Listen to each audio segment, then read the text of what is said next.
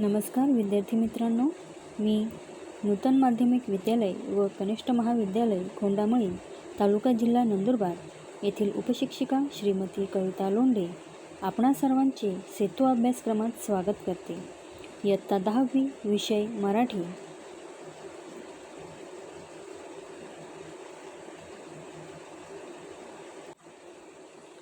मुलांनो, आजचा आपला सेतू अभ्यासक्रमाचा दिवस आहे 24।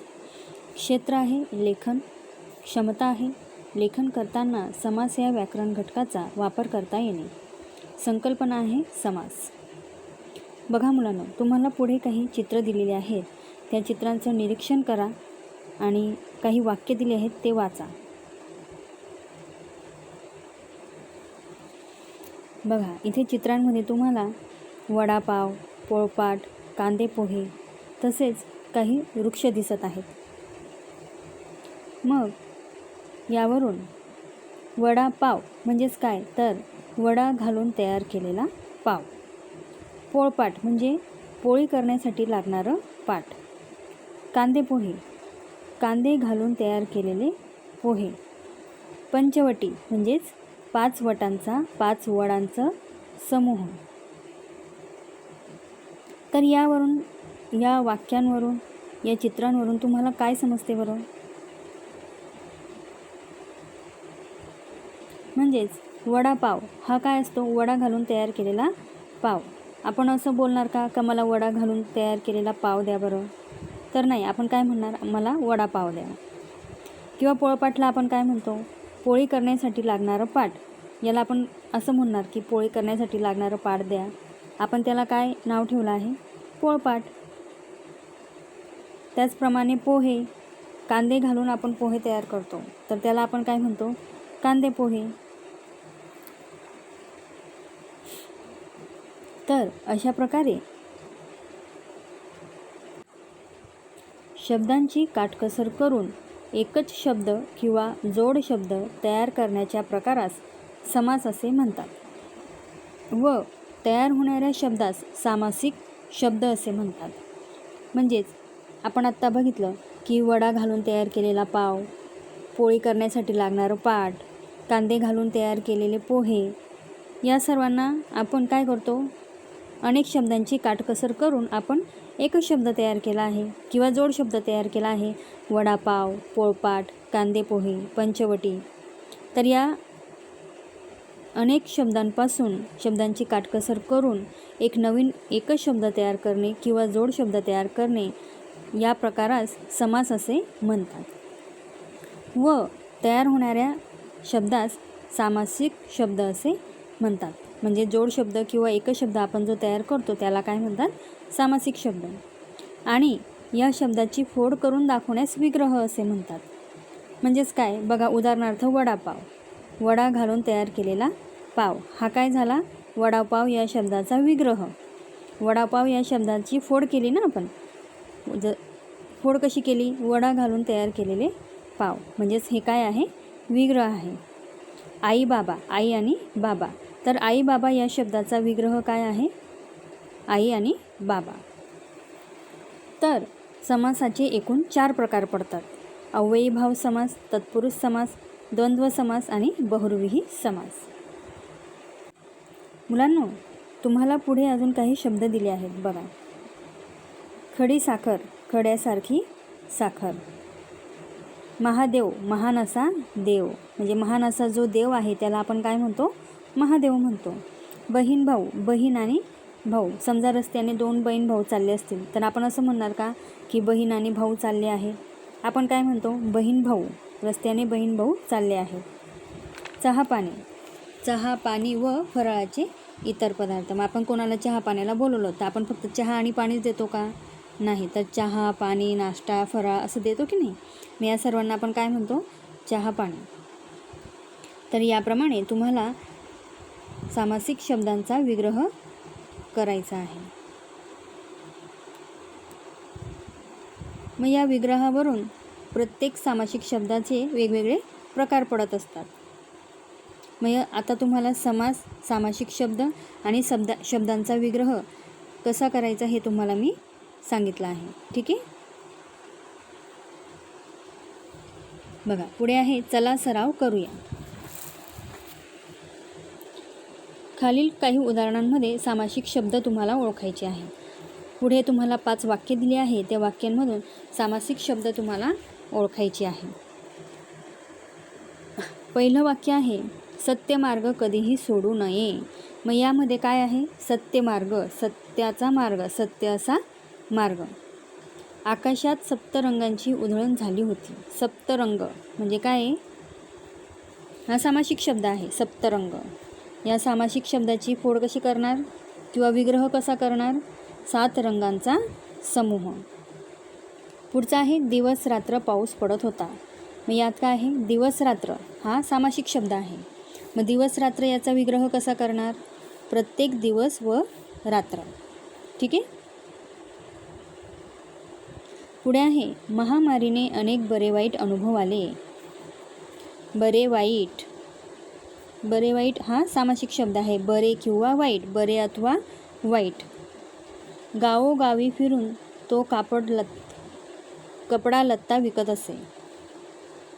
मग गावोगावी हा सुद्धा एक सामासिक शब्द आहे आणि कपडा लत्ता हा सुद्धा एक सामासिक शब्द आहे.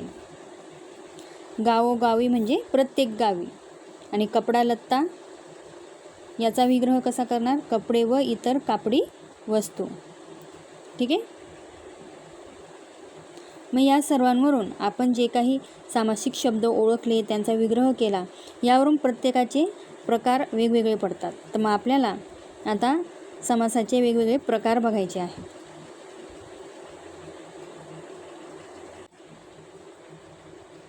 बघा सर्वप्रथम आपण बघू कर्मधारय समास.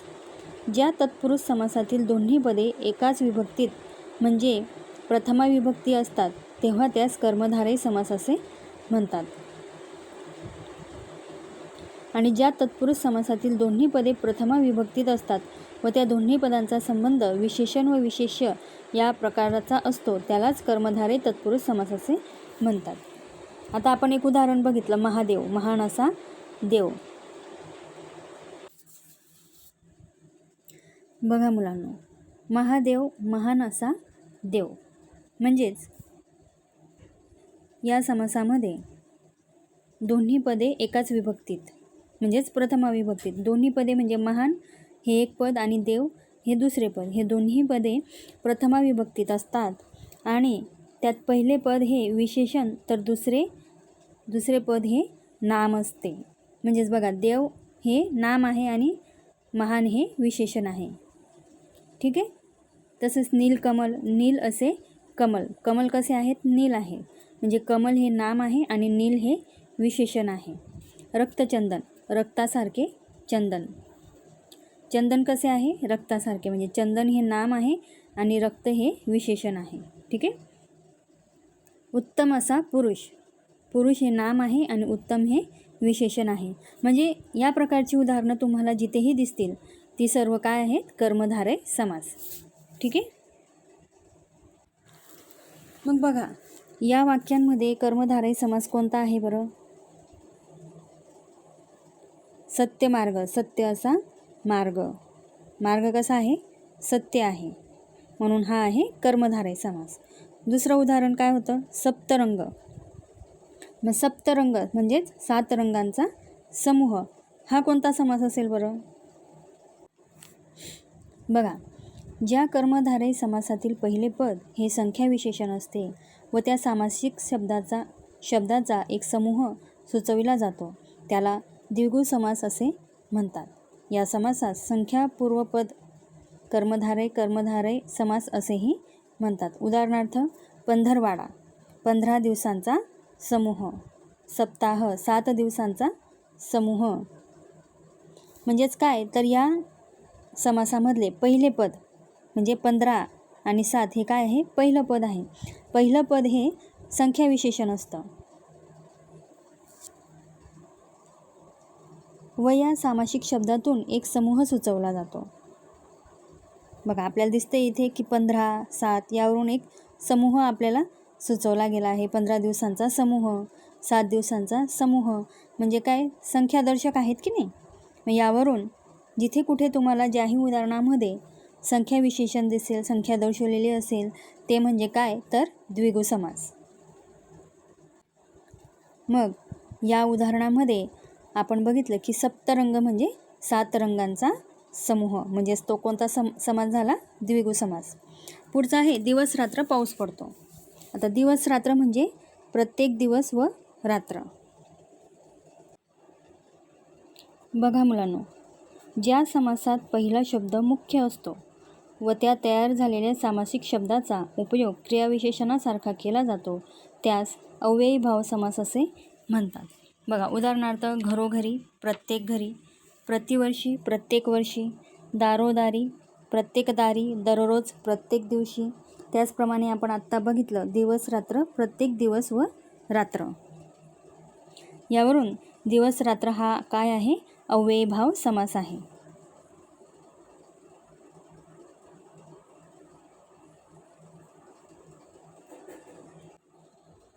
बघा पुढचं उदाहरण आहे महामारीने अनेक बरे वाईट अनुभव आले. मग बरे वाईट, बरे किंवा वाईट, बरे अथवा वाईट, यावरून हा कोणता समास असेल बरं? बघा ज्या समासातील दोन्ही पद अर्थदृष्ट्या समान दर्जाचे असतात त्यास द्वंद्व समास असे म्हणतात. या समासातील पदे आणि, अथवा, व, किंवा या उभयान्वयी अव्ययांनी जोडलेली असतात. जसे की उदाहरणार्थ मामा मामी, मामा आणि मामी, पाप पुण्य, पाप आणि पुण्य.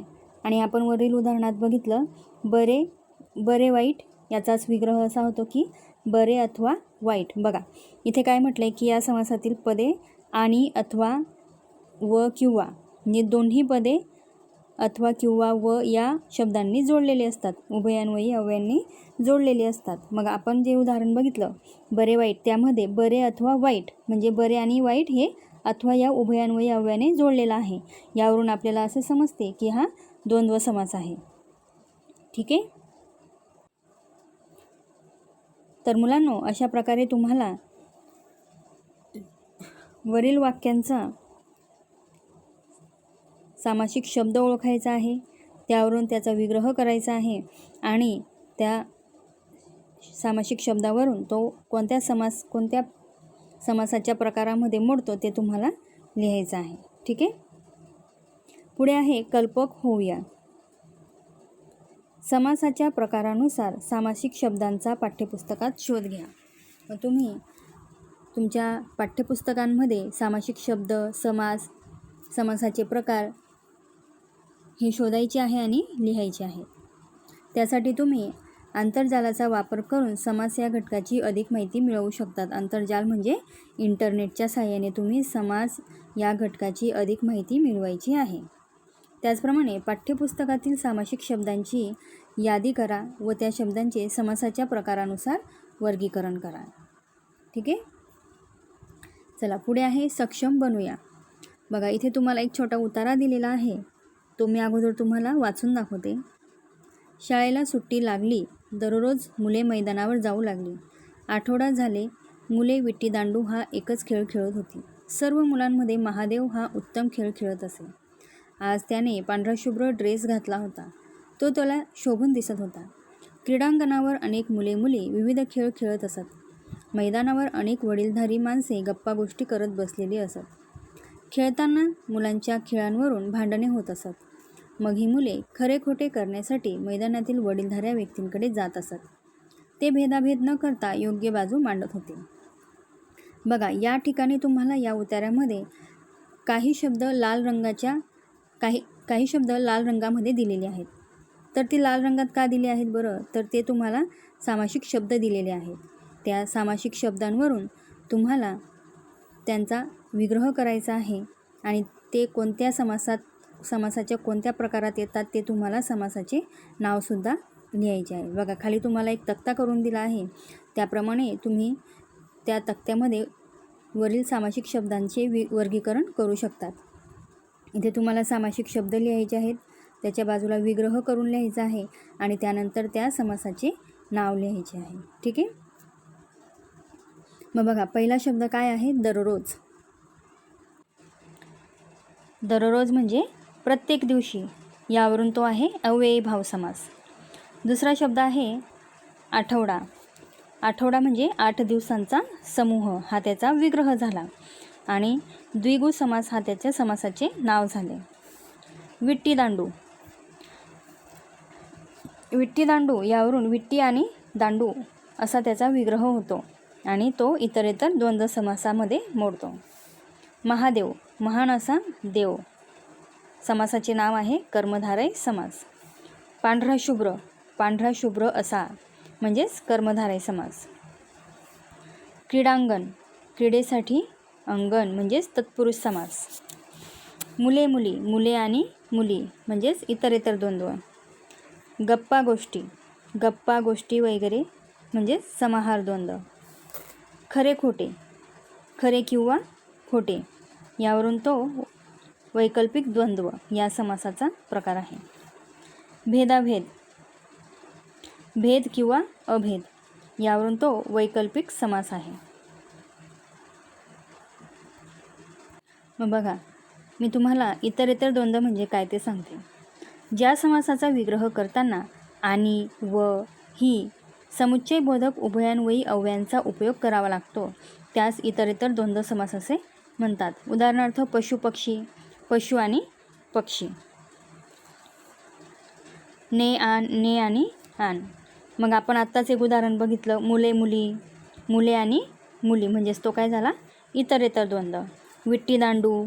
विट्टी आणि दांडू म्हणजेच इतरेतर द्वंद्व समास. ठीक आहे. मग बघा वैकल्पिक द्वंद्व.